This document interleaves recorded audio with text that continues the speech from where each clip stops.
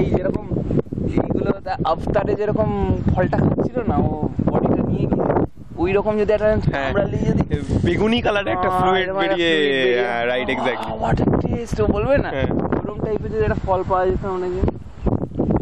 কি করছিস তুই কল্যাণ? মাথা কি মারছিস নাকি তখন থেকে? ভিউয়ের ফিল নিচ্ছে, ভিউয়ের ফিল নিচ্ছে।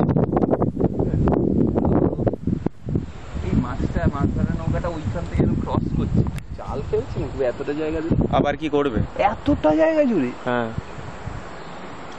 এতটা জাল হয় নাকি এই জঙ্গলে? এই পোর্টে হয়তো এখানটাই উঠেছে বসতে।